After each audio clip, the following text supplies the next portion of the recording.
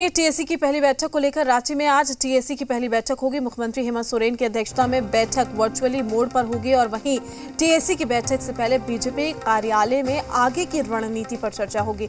दरअसल बीजेपी ने टीएसी की वैधानिकता पर भी सवाल उठाए हैं। झारखंड ट्राइबल एडवाइजरी काउंसिल की पहली बैठक मुख्यमंत्री हेमंत सोरेन की अध्यक्षता में होगी। इसमें कई अहम मुद्दों पर चर्चा होगी। टीएसी के उपाध्यक्ष के रूप में अनुसूचित जनजाति, अनुसूचित जाति, अल्पसंख्यक और पिछड़ा वर्ग कल्याण मंत्री चंपई सोरेन भी शामिल होंगे। वहीं सदस्य सचिव के रूप में विभागीय सचिव अमिताभ कौशल भी मौजूद रहेंगे। इसके अलावा 15 विधायक सदस्य के रूप में शामिल होंगे। इसके साथ ही विश्वनाथ जी सरदार और जमल मुंडा मनोनीत सदस्य के रूप में भाग लेंगे। 15 विधायक सदस्य में से 8 झारखंड मुक्ति मोर्चा के हैं, जबकि 4 कांग्रेस के हैं और 3 बीजेपी के विधायक हैं।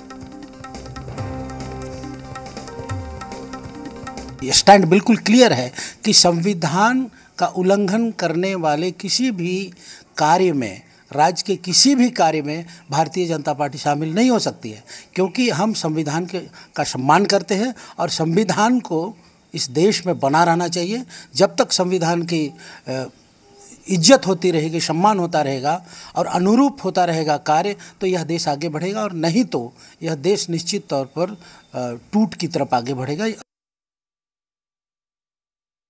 टीएसी वर्तमान सरकार ने, जो झारखंड सरकार ने जिस प्रकार से जो गठन किया है, ये असंवैधानिक है।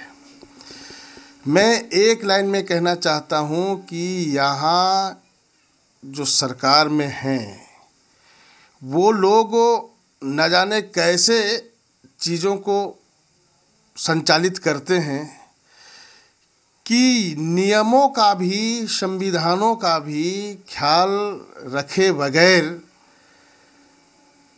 अपने हिसाब से चीज़ों को चलाना चाहते हैं। जहाँ पर आदिवासियों का हित का बात केवल राजनीतिक के लिए बोलते हैं, आदिवासियों का जब हित की बात होती है तो डूब के रहते हैं, बोलते तो नहीं हैं। बोलना चाहिए उसमें।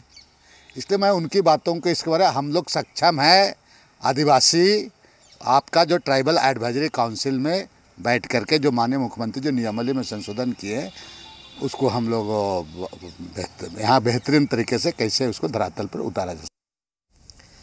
तो ये बैठक काफी अहम है। वहीं इस पूरे मामले को लेकर, यानी कि इस पूरी बैठक को लेकर किस तरीके से विचार विमर्श मंथन होगा, क्या कुछ सवाल जवाब होंगे।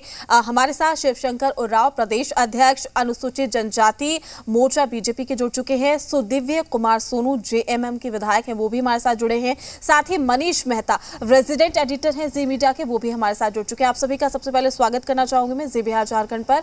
और सबसे पहला सवाल सुदिव्य कुमार सोनू जी आपसे ही होगा। क्या इस बैठक को लेकर आप किस तरीके से इस बैठक को देखते हैं, चूंकि इस बैठक में तमाम ऐसे मुद्दे होंगे जिनका जिक्र होगा? देखिए, मैं तो आज के दिन को इस 5वीं अनुसूची के राज्य, आदिवासी बहुल राज्य झारखंड के इतिहास के स्वर्णिम दिनों के तौर पर देखता हूं कि आज का दिन झारखंडी हितों की रक्षा के लिए स्वर्णिम दिन के तौर पर दर्ज होगा। और राज्य सरकार की मंशा पूरी तरीके से साफ है। राज्य सरकार आदिवासी हितों के लिए मिलने वाले हर सुझावों का स्वागत करती है और जो भी सुझाव, जो भी चीज़ें आदिवासी हितों के लिए, इस राज्य के हित के लिए बेहतर होंगे, उन पर निर्णय लिया जाएगा। बिल्कुल। और साथ ही मनीष मेहता भी हमारे साथ जुड़े हुए हैं। मनीष, आपसे जानने की कोशिश होगी। देखिए, ये कहा जा रहा है कि आज की बैठक जो है वो इसलिए भी खास है क्योंकि आज राज्य से जुड़े जो तमाम मुद्दे हैं, जैसा कि अभी सुदिव्य जी भी जिक्र कर रहे थे, स्वर्णिम दिन है। आपको क्या लगता है?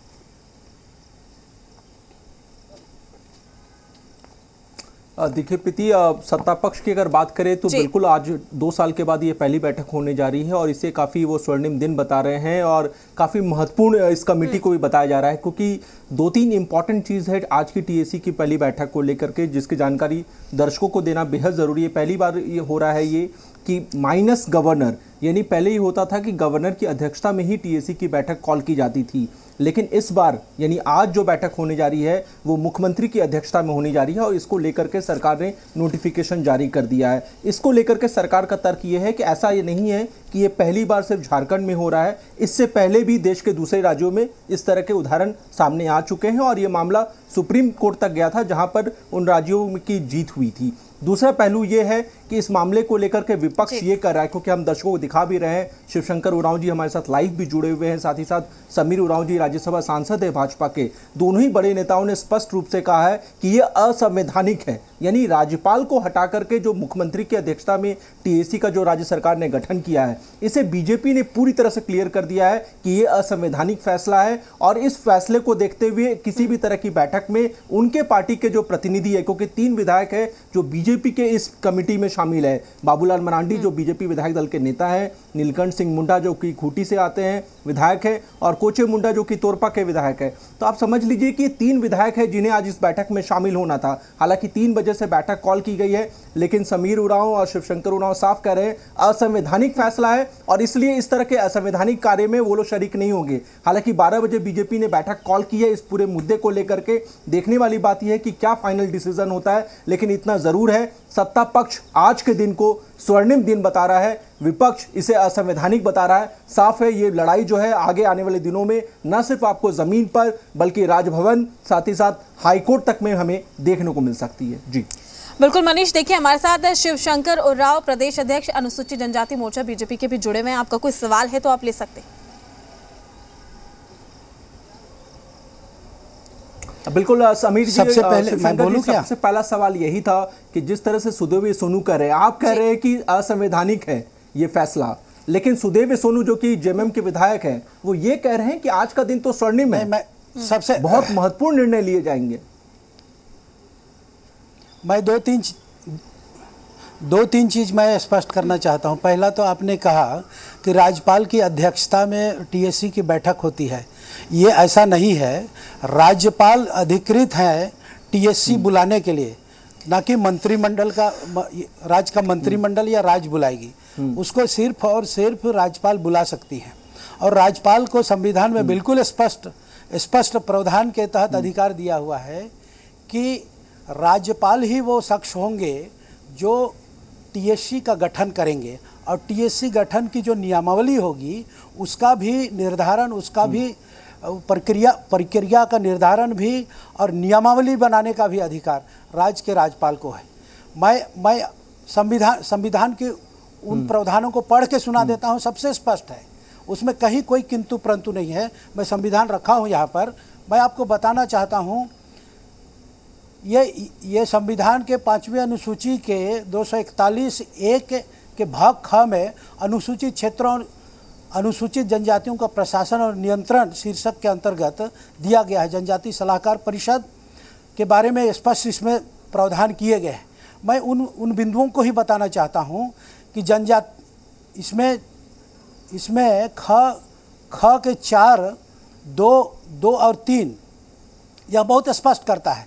2 में लिखता है जनजाति सलाहकार परिषद का यह कर्तव्य होगा कि वह उस राज्य के अनुसूचित जनजातियों के कल्याण और उन्नति से संबंधित ऐसे विषयों पर सलाह दे जो उसको राज्यपाल द्वारा निर्दिष्ट किए जाए। आपको स्पष्ट हो रहा होगा, राज्यपाल के द्वारा निर्दिष्ट किए जाने पर ही जनजाति सलाहकार परिषद उसको सलाह दे सकती है। 3 में लिखता है राज्यपाल, उसमें क में है परिषद के सदस्यों की संख्या को, उसकी नियुक्ति और परिषद के अध्यक्ष तथा उसके अधिकारियों और सेवकों की नियुक्ति की रीति को, ख उसके अधिवेशनों के संचालन तथा साधारणतया उसकी प्रक्रिया को, और ग अन्य सभी अनुसांगिक विषयों को यथास्थिति विहित या विनियमित करने के लिए नियम बना सकेगा। क्या यह प्रावधान बहुत स्पष्ट नहीं है कि राज्य मंत्री परिषद या राज्य सरकार के अधीन कुछ नहीं है? जो है अधिकार वह राज्य के राज्यपाल के अधीन है। इसलिए जो भी नियमावली राज्य सरकार ने बनाई है, मंत्री परिषद ने बनाया है, निश्चित तौर पर संविधान में दिए गए राज्यपाल को। बिल्कुल शिवशंकर जी, देखिए आपका जो सवाल है उसका जवाब